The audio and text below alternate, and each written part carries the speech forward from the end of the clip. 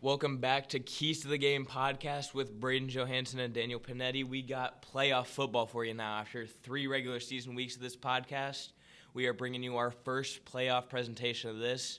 So, Daniel, Lebanon versus Mason, who you got right now? Well, of course, obviously being a Mason broadcast, we hope that Mason wins, and the more we go, the more we'll be able to make these episodes. Both teams are coming off of a win last week. The Comets, me and you had that game together.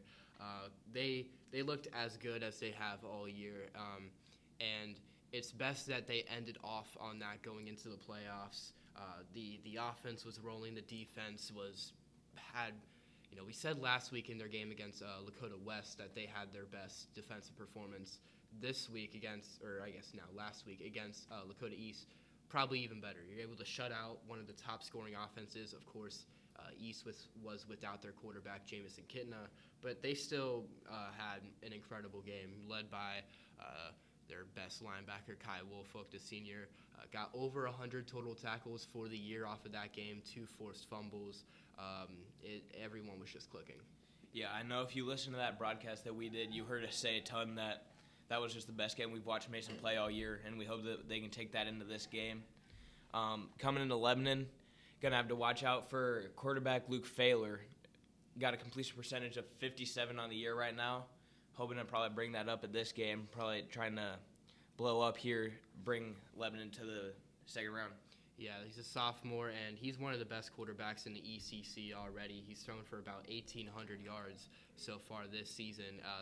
To put that into perspective, the top passer in the GMC is Sycamore Seth Truther. He is 1,500. So a guy who's out-passing everybody in the GMC. This Mason defense, they're going to have to be very good against the pass, and so far this year they haven't. They're 9th in the GMC with usually giving up about 141 passing yards a game, but this secondary is, I think, a more underrated one in the GMC.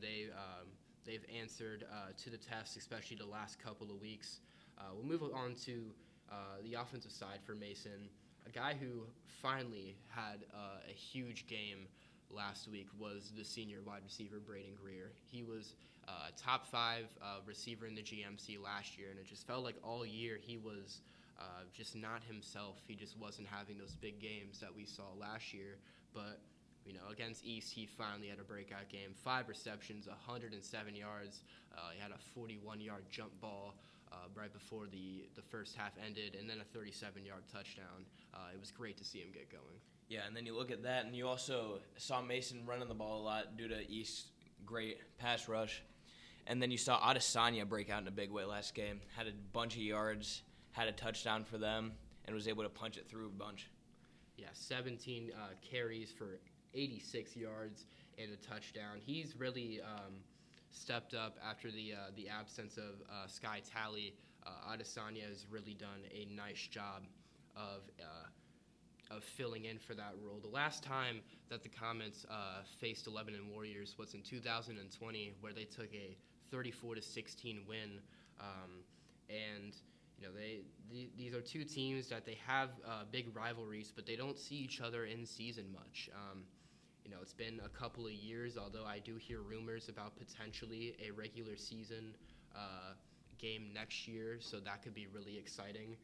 Record-wise, the Warriors are 7-3. Their losses have come to Milford, who's undefeated, a huge contender to win out state. Anderson as well, in kind of the same realm as Milford. They've had an incredible year, and Loveland as well. Other than that, they've been on a 5-game win streak, and they've looked very good, especially this defense. They're 3rd in the ECC. They only give up about, according to the ECC website, it's about 60 yards per game. You have a defense that's playing at that level against a Mason offense who has struggled throughout the season, but recently has looked very good. That could be something that they're really circling for Lebanon. And you look at Lebanon, they have multiple guys that they could go to. You see this game, they've gone to Alex Klein for running back a lot of the times this year, but this game, it looks like they may be preparing Logan Schmank to take over the starting role for this one.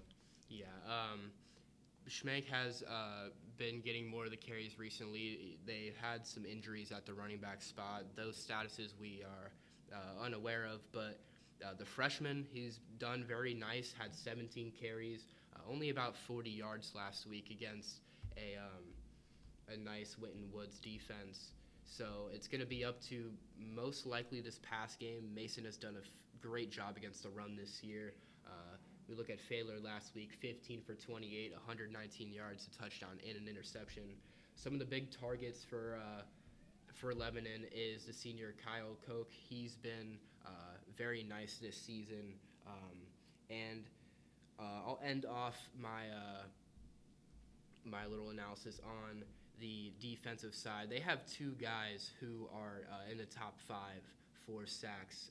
That is going to be Quentin Waggers and Reagan Bonney.